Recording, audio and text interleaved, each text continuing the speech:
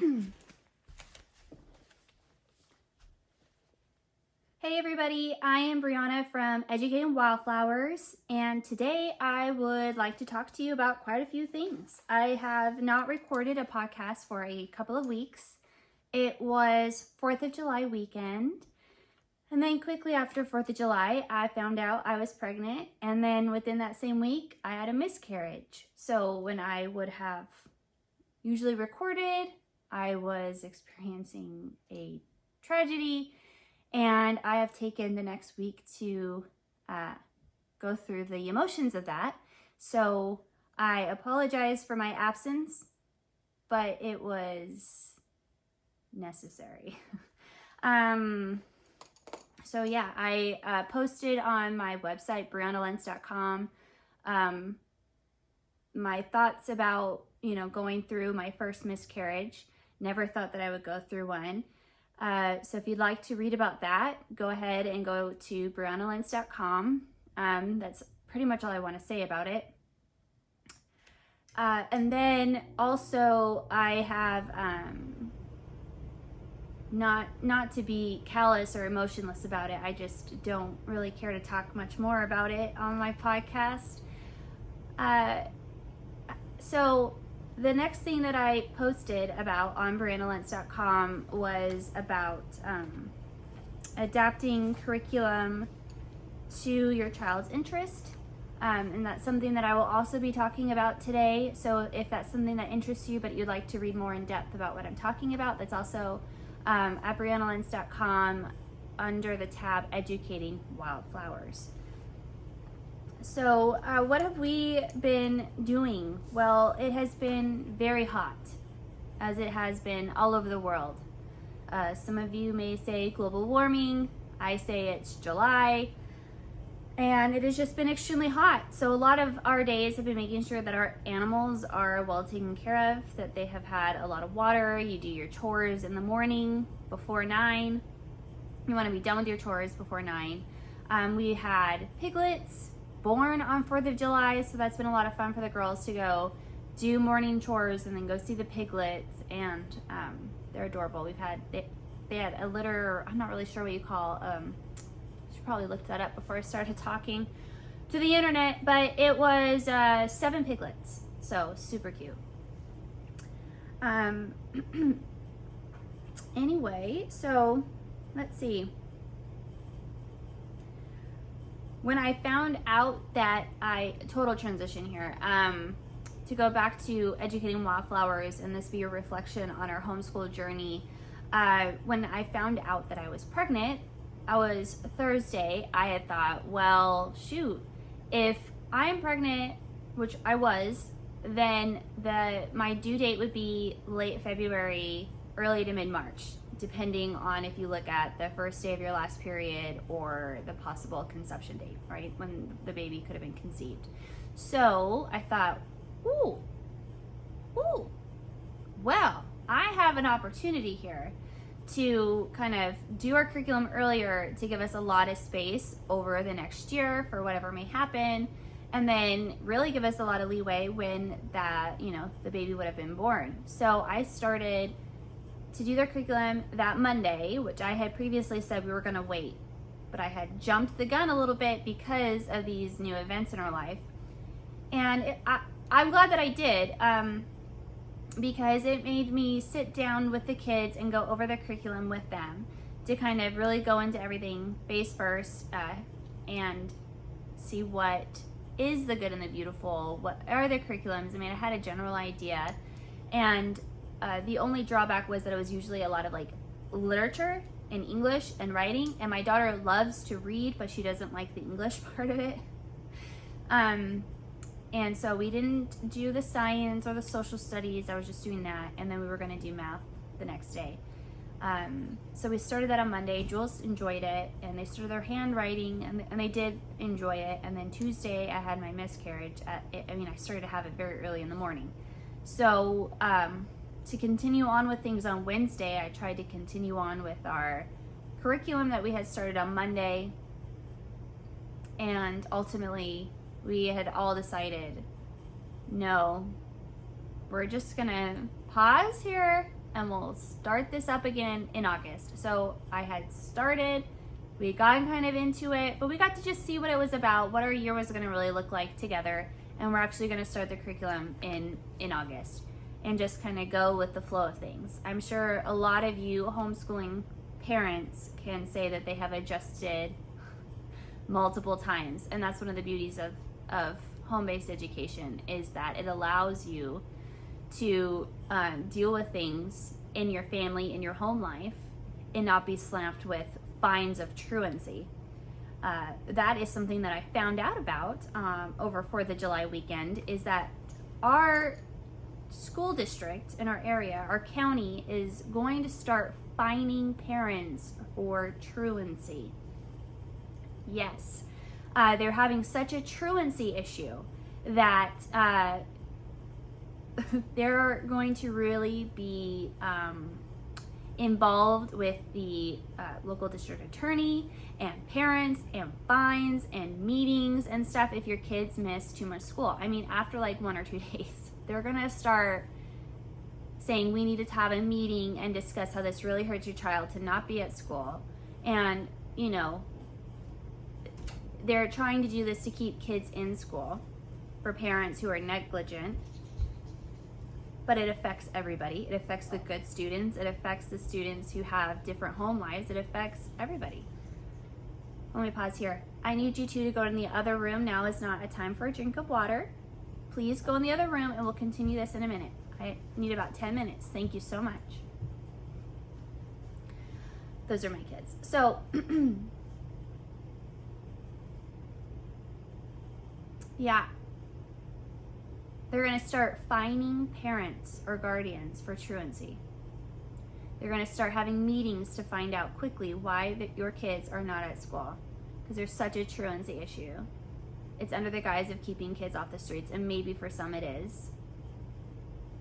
And really, I think they're trying to punish the families too, who go on a week vacation in the middle of school, of the school year, and they say that's not allowed, even though those kids probably do their work and turn it in.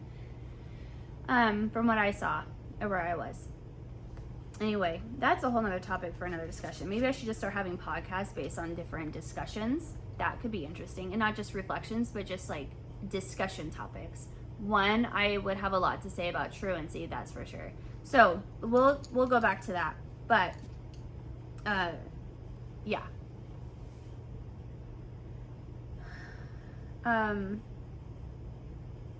So having started the curriculum a little bit with Fiona, it allowed us to have conversations. Fiona's our 9-year-old daughter. She's in 4th grade. And it allowed us to have a lot of discussions on what she would like out of homeschool, because it's starting to become more clear to her that she's not going back this year. She's not going back to public school. Her friends that she had at school will be there, and she's not going, and she's really starting to understand that and go through the emotions of that. She's been able to see her best friend from school, and her best friend from school's parent reached out to me to, which I had reached out to her at the beginning, at the end of last school year, knowing what would happen, and then she found out we were homeschooling, so she reached out to have the girls get together, and they've been able to have play dates, which have been really good for them.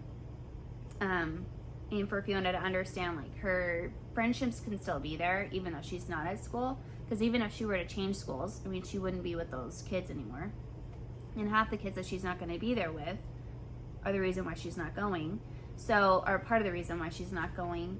And, you know, it's easy to look back and remember all the fond memories and not all the bad ones. It's easy for your brain to trick you into only remembering the good. And, you know, your mind manipulates itself sometimes. So, we're going through those emotions, which is fair, which is very fair. And my job is to help her through those emotions, to feel those emotions and not bury them. So we've been able to see that she really wants to focus, like, part of why, the majority of why she was excited for homeschool was that there would be a huge basis on science and a huge basis on math, on top of being able to read.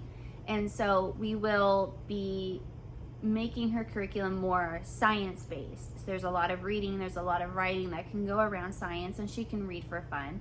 but she'll also be reading, like, she will be doing drop everything and read, and she'll have some historical fiction, which she does enjoy, but I'm going to have that for like her 20 to 30 minutes a day of drop everything and read this. It's a scholastic book, and I got a bunch of books for a great deal, like 50 cents each at Goodwill this past week.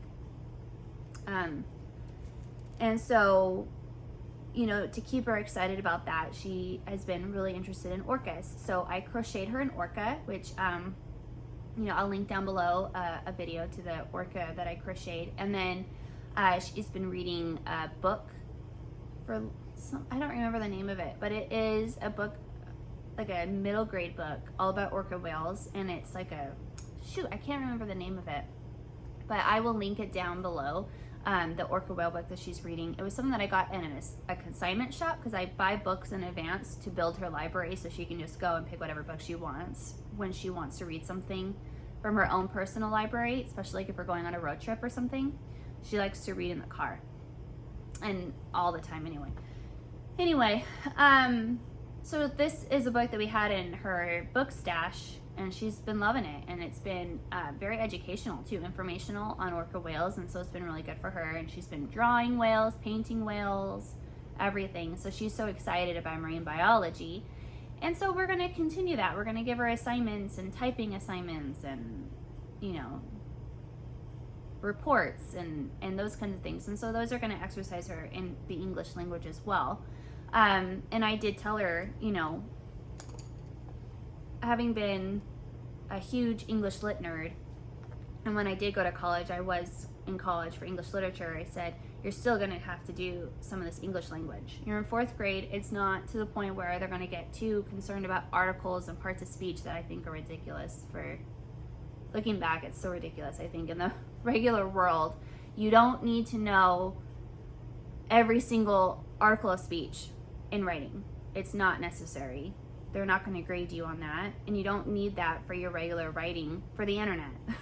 So, but I think it is important to know long vowels, short vowels, commas, pauses, how to read a sentence properly, all those things. There is a general need for English in your curriculum, and you will do it, and you're going to suck it up.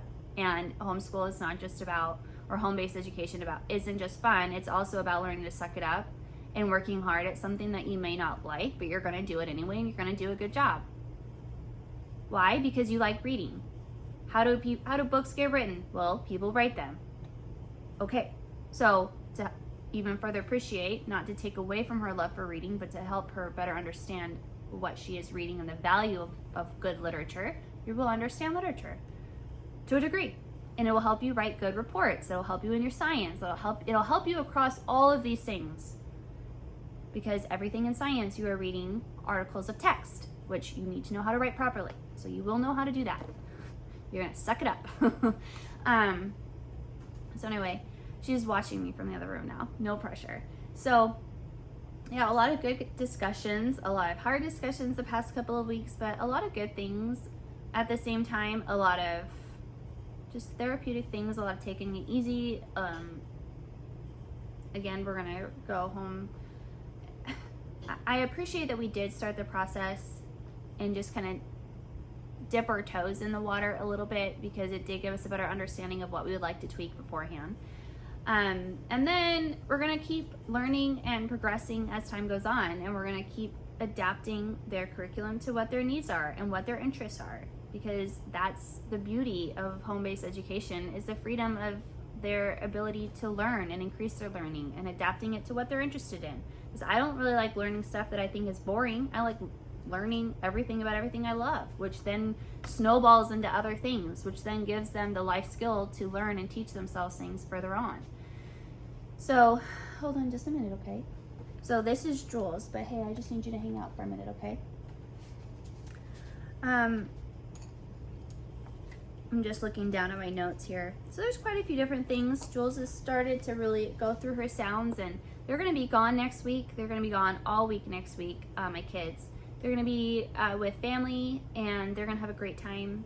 And my husband and I are going to have one-on-one time, which we haven't had for, gosh, not probably about 9 years. Because when we did go on a camping trip when Fiona was about 4, I had just recently gotten pregnant and I was sick as a dog. So did we have an overnight or 2 days together by ourselves alone? Yes. Was I sick as a dog?